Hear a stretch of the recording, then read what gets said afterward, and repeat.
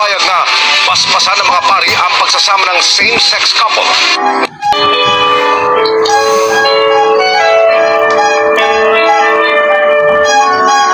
Nasa isang mundo na wala kang kasiguraduhan kung sandalan mo ang aking pagmamahal. Sa hirap man o ginhawa, sa sakit ng buhay, lagi kitang bibigyan ng daligan para minamiss your Alright guys, marites ng social media. Magmamarites tayo guys. Magre-react tayo sa pahayag ng ating Santo Papa. Katoliko tayo guys, no? Siguro yung iba walang pakialam kasi hindi katoliko.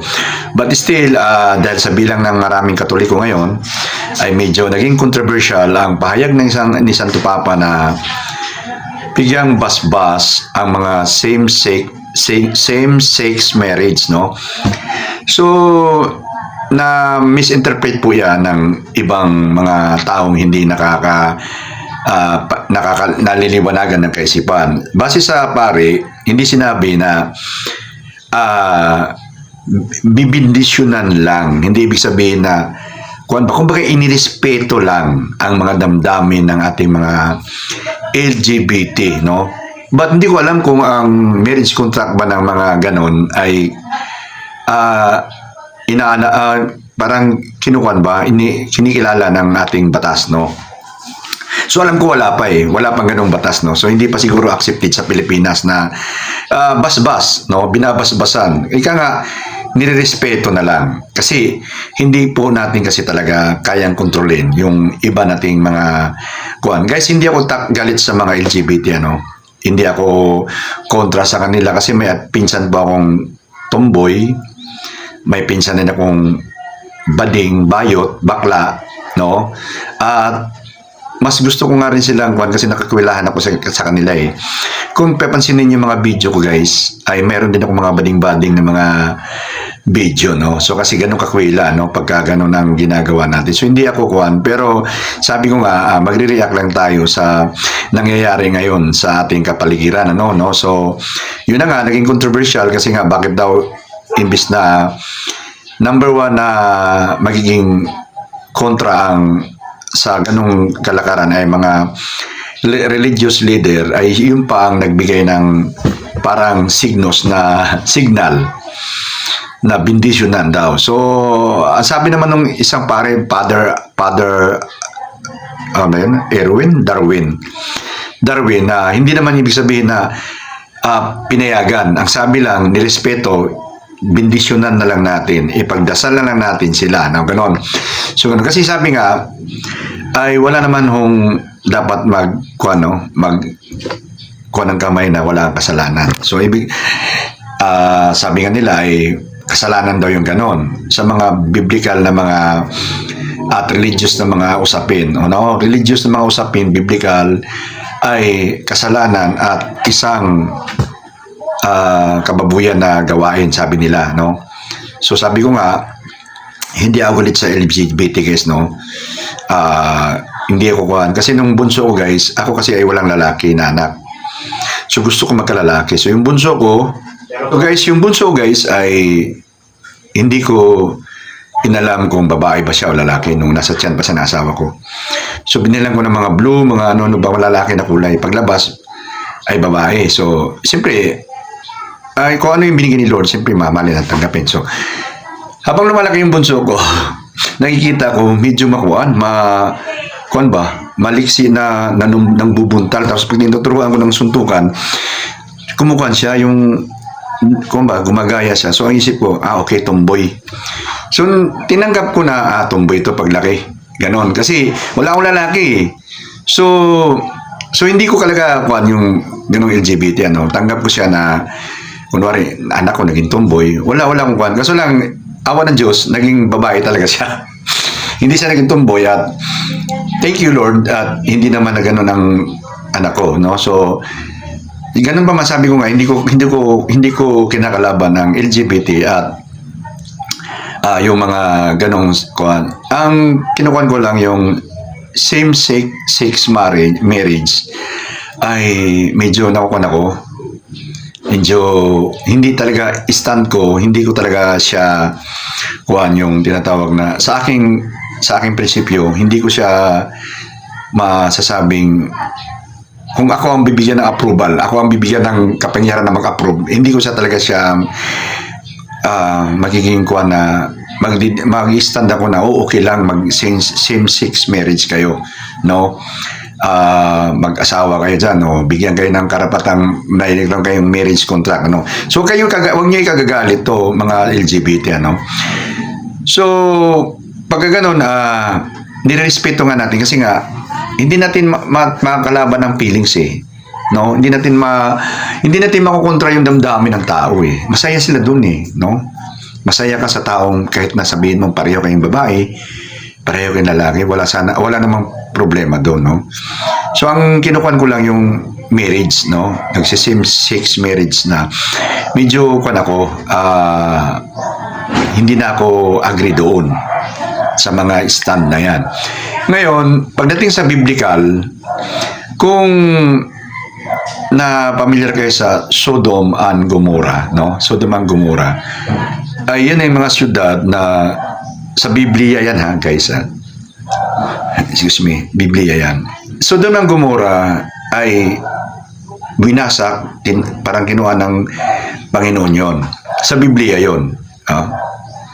Kinuha yon, tapos parang kinuha siya yung winasak siya ba? Winasak siya ng Panginoon dahil sa tinatawag na Sin City. Ang dami daw mga kasalanan. Isang number one na mga kuwan doon, isang number one na medyo nakaroon ng kuwan doon sa Sodom and Gomorrah ay laganap ang tinatawag na mga kuwan, yung gawain ng mga kuwan ba? LGBT doon. Huwag kayo kagagalit. Sa Biblia ko sinikwento to Baka may mga bading dyan, mga tomboy, na manonood sa akin, magagalit agad. Kinukuhan ko lang yung Biblia, no? So doon, yun ang laganap doon. Yung sobrang kuhan. Kasi Sin City nga yung Sodom and Gomorrah dahil nga doon sa LGBT na mga gawain doon. Medyo kuhan na, laganap siya. So, kinuha ng Lord na gunawin yon. Ang niligtas, kasi sabi ni Abraham, baka may 50 akong tao na makita medyo pasado sa Panginoon, yung kanyang kalooban, hindi nasama doon sa mga gawain na mga nasa paligid ng Sodom and Gomorrah, ay pwede daw, wag na lang daw, sirain o kaya gunawin yung Sodom and Gomorrah. 50 person, walang nakuha si Abraham. No? Talagang ibig sabihin, nagkuha na siya. Kuha na yung place, no? Tapos, bumaba sa 10. Walang pumasa. So, ayun na, nagdesisyon na ang Panginoon. Sa Biblia to guys, nagdesisyon na ang Panginoon na gunawin nga yung lugar. Sirain na. Kasi nga, sobrang dami ng makasalanan doon. Halos wala nang mapili. So si Lot, ang taong nag-iisang pamilya niya na yung malapit sa Panginoon. So si Lot at ang pamilya niya sinundo ng anghel. At dinala sila sa lugar kasi nga pinaulanan na ng apo yung lugar ni Lord, ng Panginoon natin. Tinakbo sila sa bundok at sinabihan na huwag kayong lumingon. Huwag kayong lumingon para hindi kayo mapahamak. Ang asawa ni Lot ay lumingon. So ibig sabihin, hindi in-specify doon sa Biblia na bakit lumingon yung asawa ni Lot. Siguro meron siyang ginawa ring hindi hindi natin alam sa Biblia. So naging istatuang asin yung asawa ni Lot. Bakit yung ikwento yung Sodom and Gomorrah? I hope na hindi maulit, no? I hope na hindi mauulit yung history ng Biblia sa pangkasalukuyan nating sitwasyon. Sabi ko nga, hindi ko kinukontra ang LGBT. Ginagalang ko yan.